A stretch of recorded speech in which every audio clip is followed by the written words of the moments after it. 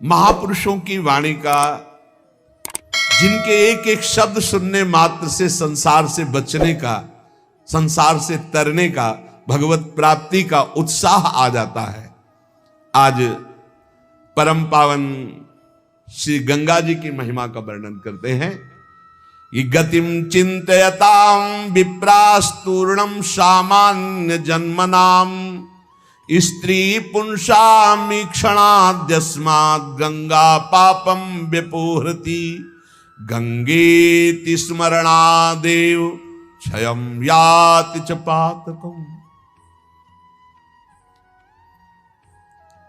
कीर्तनात् पापानि दशान् गुरुकल्मषम्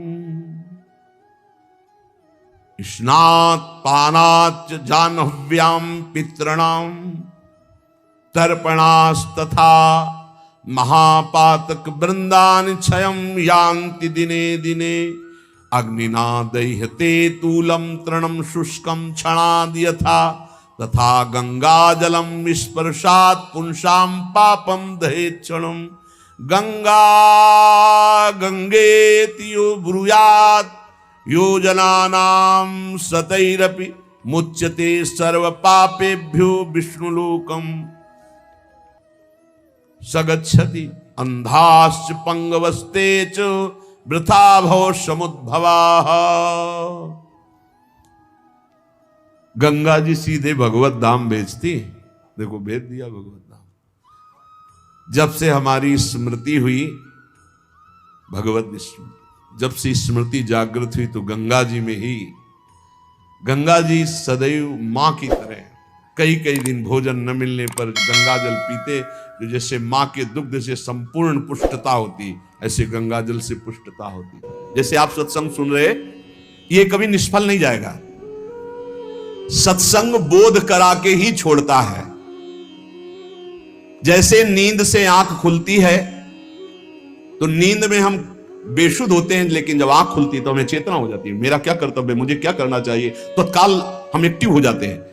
ऐसे ही संसार में मोह निद्रा में हम सोए हुए हैं, जब सत्संग मिलता है तो मानो ज्ञान की आंख खुलती है। अरे मेरा कर्तव्य क्या है, मैं तो संसार में रचा पुचा था, आज सत्संग से सुना कि मेरे जीवन का सार है कि हर दोष का त्याग करके भगवान का भजन करते हुए, ठीक से आचरण करते हुए भगवत प्राप्ति करना। ये सत्संग फर्क डाल देता है जीवन में। चाहे जैसा नीच आचरण वाला हो, अगर वो सत्संग रोज सुनने लगे तो फर्क पड़ जाएगा। पर यह ध्यान देना, सत्संग शास्त्र सम्मत को ही कहते हैं। आजकल मनमानी जैसा आया वैसा नहीं। तस्मात् शास्त्रम प्रमाणम ते कार्या कार्यो व्यवस्थितौ। कार्य और अकार्य की व्यवस्था शास्त्र प्रमाणित होनी चाहिए, मनमानी नहीं होनी चाहिए। मनमानी को सत्संग नहीं कहते। सत्संग कहते हैं सत शास्त्रों से युक्त, सत महापुरुषों के वाक्यों से मिलान खाए आपके वाक्य, उसे सत्संग कहते हैं। उस सत्संग से निश्चित फर्क पड़ जाएगा। चाहे जितना कोई नीच प्रवृत्ति वाला हो, रोज सत्संग सुने, एक दिन वो परम पवित्र हो जाएगा। विचार करें, जिनके साथ हमने ममता जोड़ी है वो हमारे पहले क्या थे?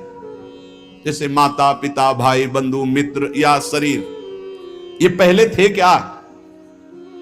जैसे किसी का 20 वर्ष का शरीर, किसी का 50 वर्ष का, तो आप इसके पहले ना शरीर था आपका ये, और ना शरीर संबंधी थे आपके, पक्का नहीं जानते हैं आप, ना वो आपको जानते हैं। जिनको आप जानते हैं वो शरीर पहले आपके नहीं थे और आपका भी शरीर नहीं था पहले। बाद में जब शरीर छूटेगा तो आपका कौन परिचय का आपके साथ जाएगा, ये भूल जाओ। जो लोग वादा करते हैं कि एक जन्म नहीं 7 जन्म तक हमारा तुम्हारा साथ नहीं छूट, और ब्रह्मा को भी फेल करते, काल को भी अधीन किए हुए बोलते हैं, बोले 7 जन्म नहीं, जन्म जन्म तक हम आपके साथ ही रहेंगे। मिनट का तो भरोसा नहीं, जन्म का भरोसा। इन बकवास की बातों में मत फंसो, कोई किसी का साथी नहीं है। एक साथ प्राण त्यागो तो भी अलग अलग गति होगी।